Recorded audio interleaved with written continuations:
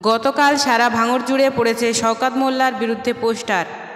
আরাবুল জেলে শওকত বাইরে কেন? শওকত মোল্লার গ্রেপ্তারি চেয়ে পোস্টার পড়েছে ভাঙড়ের নানা জায়গায়।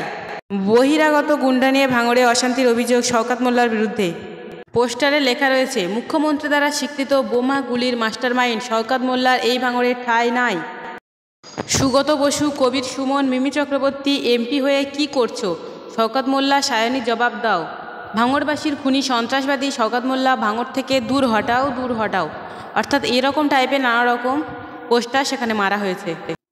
আরও লেখা রয়েছে, জনগণের প্রকল্পের টাকা চুরি করে নেতামন্ত্রীরা সব জেলে কেন? কয়লাকাণ্ডের অভিযুক্ত শওকত মোল্লা জবাব দাও। এই সমস্ত পোস্টারে আরও রয়েছে যে, ইলেকট্রাল বন্ড দুর্নীতিতে পশ্চিমবাংলা তৃণমূল শীর্ষে কেন? শওকত মোল্লা জবাব দাও। ভাঙড়ে সন্ত্রাস করে খুনের দায়ে আরাবুল জেলে, শওকত মোল্লা কেন এখনো বাইরে? অর্থাৎ এই কথা জানার জন্য বারবার বিভিন্ন জায়গায় শুধু পোস্টার টাঙানো হয়েছে। ভাঙড়বাসী শওকত মোল্লার নাম ভাঙড় থেকে চিরতরে মুছে দিতে চাইছে। এদিকে এই সমস্ত পোস্টারের প্রত্যুত্তরে শওকত মোল্লা বলেছেন যে, যত এরকম পোস্টার পড়বে তত আমরা ভাবব যে তৃণমূল আরও শক্তিশালী হচ্ছে। সরাসরি শুনে নেব জমি কমিটির সম্পাদক মির্জা হাসান কি কথা বলেছেন।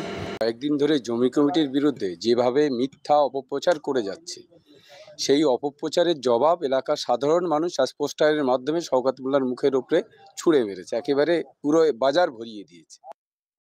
এইদিকে এই সমস্ত কথা একদম মাথা থেকে উড়িয়ে দিয়ে ক্যানিং পূর্বের বিধায়ক শওকত মোল্লা কি কথা বলেছেন শুনুন। দেখুন, ওরা আমাদেরকে আশীর্বাদ করছে। সে আমাদের পক্ষের লোক হোক আর বিপক্ষের লোক, কারা পোস্টার করছে জানি না, যারাই করুক তারা আমাদের আশীর্বাদ করছে, দোয়া করছে বলে আমি অন্তত মনে করছি। এভাবে যত বেশি করবে তত বেশি এই এলাকায় তৃণমূল কংগ্রেস শক্তিশালী হবে।